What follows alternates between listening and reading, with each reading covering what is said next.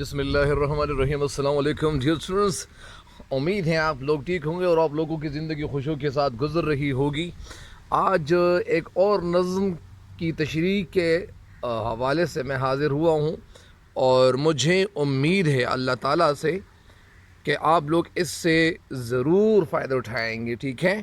تو پیارے بچوں، آپ ایسا کریں کہ سب سے پہلے یہ کتاب کا جو صفحہ ہے تو اس کو نکالیے اور یہ سب سے پہلے آپ توجہ دے دیں کہ سب سے پہلے جو اوپر لکھا ہوا ہے، جو سب سے اوپر لکھا ہوا ہے، یہ لکھا ہوا ہے حمد۔ اگر آپ لوگ حمد پڑھتے ہو تو یہ حمد مت پڑھے، کیونکہ یہ اصل میں کیا ہے، یہ لفظ حمد۔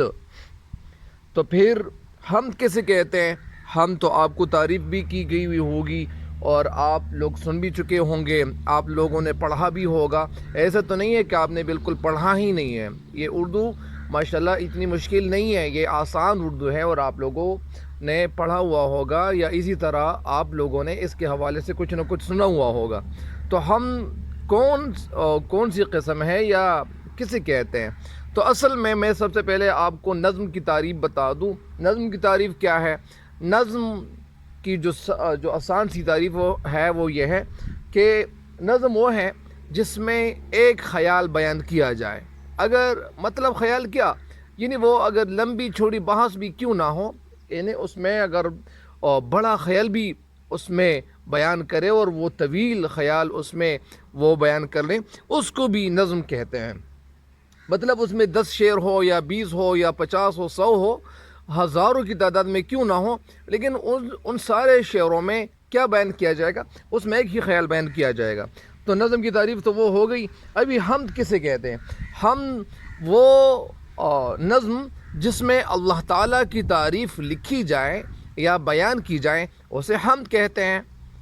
اور اگر اللہ تعالیٰ کی تعریف بیان کی جائے تو اسے ہم کیا کہیں گے؟ نعت کہیں گے۔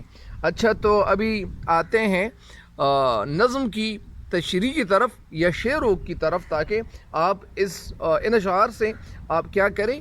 فائدہ اٹھائیں۔ تو آئیے بڑھتے ہیں۔ پہلا شعر کیا ہے؟ لیکن میں اس چینل کو سبسکرائب بھی کریں اور ساتھ ساتھ آپ ایسا کریں کہ اس چینل کے جو ویڈیوز ہیں آپ اپنے دوستوں کے ساتھ شیئر ضرور کریں، کیونکہ اس چینل کو اگر آپ سبسکرائب بھی کریں گے اور ساتھ ساتھ اپنے دوستوں کو بھی اس چینل کے لنکس شیئر کریں گے تو انشاءاللہ ان کو بھی فائدہ ملے گا، کیونکہ اس چینل پہ آپ کو 7th 8th 9th 10th first year, second year, third year, fourth year classes تک جو اردو شاعری ہے، جو ٹرانسلیشنز ہیں، وہ آپ کو ملیں گی۔ تو بڑھتے ہیں پہلے شعر کی تشریح کی طرف۔ پہلا شعر کیا ہے؟ پہلا شعر یہ ہے، بسم اللہ الرحمن الرحیم۔ تعریف اس خدا کی جس نے جہاں بنایا، تعریف اس خدا کی جس نے جہاں بنایا، کیسی زمیں بنائی، کیسی زمیں بنائی، کیا آسماں بنایا۔ تعریف اس خدا کی جس نے جہاں بنایا، کیسی زمیں بنائی، کیا آسماں بنایا۔ یعنی تعریف کے معنی کیسے کہتے ہیں؟ صفت۔ تعریف صفت کو کہتے ہیں۔ تعریف کے معنی کیا ہے؟ تعریف کے معنی صفت ہے۔ لیکن اگر آپ کو میں یہ بتا دوں کہ ہم کہتے کہ انٹروڈیوس یور سیلف، یعنی اپنا تعارف کر لے، تو تعارف، تعریف، عرف، عرفہ، تو اس کے معنی کیا ہوں گے؟ یعنی تعریف کے معنی یہاں پہ کیا ہے؟ صفت بیان کرنا اس خدا کی۔ میں اس اللہ کی صفت بیان کر رہا ہوں۔ کس اللہ کی؟ جس نے، یعنی میں اس اللہ کی صفت بیان کر رہا ہوں، اس خدا کی تعریف کر رہا ہوں۔ کیوں کر رہا ہوں یار بھائی؟ تعریف تو آپ کیوں کر رہے ہو؟ وجہ کیا ہے؟ کون سی وجہ ہو سکتی ہے؟ تو آپ بتا دیں کہ وجہ تو ہے۔ کون سی وجہ ہے یار؟ وجہ یہ ہے کہ اس اللہ نے کیا بنایا؟ آسماں بنایا۔ کیوں بنایا؟ بس اس لیے بنایا کہ آسماں کے نیچے آپ دیکھیں اور آسماں تک تو ہم پہنچ بھی نہیں سکتے، کہ اگر ہم کوشش کر لیں کہ سیڑھی بنائیں، یار میں کہاں چڑھ رہے ہو یار، میں تو آسمان کی طرف چڑھ رہا ہوں، تو آسمان کی طرف تو ہم نہیں جا سکتے۔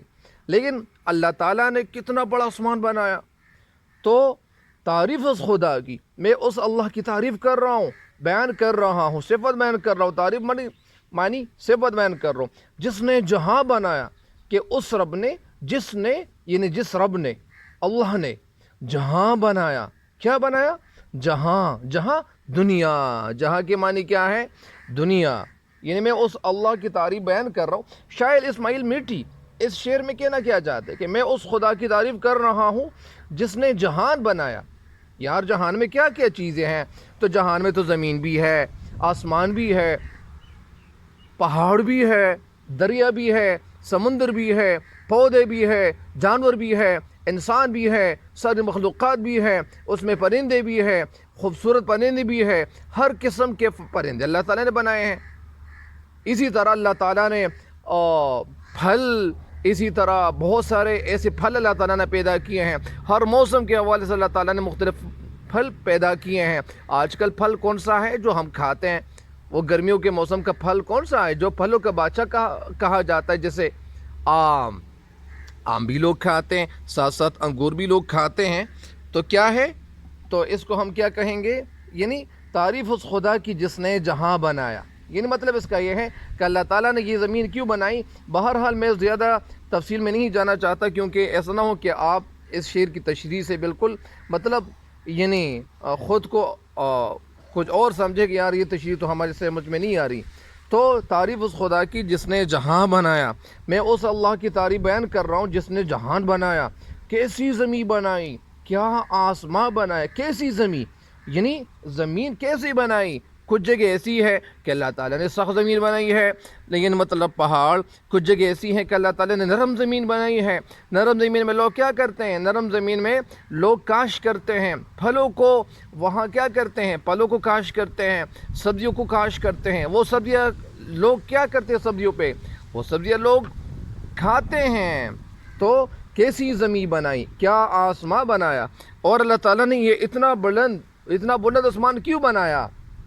اتنا بلند آسمان اس لیے بنایا کہ ہم لوگ جہاز میں بیٹھ کے سفر کریں گے اور ہمارا جہاز اس سے یعنی آسمان سے ٹھوکر تو نہیں کھائے گا اور ٹکر نہیں کھائے گا، وہ آگے چلتا جائے گا۔ اور اسی طرح ڈرائیور یا اسی طرح جس کو کیا کہتے ہیں پائلٹ، وہ جہاز کو اڑتا چلا جائے گا، تو کوئی مسئلہ نہیں ہوگا۔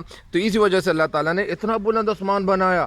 تو تعریف اس خدا کی جس نے جہاں بنایا، میں اس اللہ کی صفت بیان کر رہا ہوں جس نے جہان بنایا۔ کیوں بنایا؟ ہم انسانوں کے لیے۔ کیسی زمین بنائی، کتنی خوبصورت زمین بنائی، اور اللہ تعالیٰ نے بہت خوبصورت زمین بنائی ہے۔ کیا آسمان بنایا، یعنی اللہ تعالیٰ نے آسمان کیوں بنایا؟ جس میں یعنی پرندے وہ آسانی کے ساتھ اڑ سکیں گے، انسان جہاز میں بیٹھ کے آسانی کے ساتھ سفر کر سکے گا۔ تو یہ اللہ تعالیٰ نے کیوں بنائی یہ چیزیں؟ اس لیے بنائی کہ اللہ تعالیٰ نے ہمیں پیدا کیا ہے۔ تو مجھے امید ہے کہ آپ اس شعر کی تشریح سے فائدہ ضرور اٹھائیں گے۔ پھر کوشش کروں گا کہ میں پھر آپ بھی مجھے بتا دیں کہ سر تفصیل سے تھوڑا سا اگر آپ ہمیں سمجھا دیں گے تو میں تفصیل میں اور بھی الحمدللہ اللہ کا فضل ہے، اللہ کی مہربانی ہے، جا سکتا ہوں۔ تو انشاءاللہ پھر مزید شعروں کی تشریح بھی کروں گا، لیکن سب سے پہلے یہ شعر کی تشریح میں کر چکا ہوں تاکہ آپ ان سے فائدہ اٹھائیں۔ تب تک کے لیے میں اجازت چاہتا ہوں۔ اللہ نگہبان۔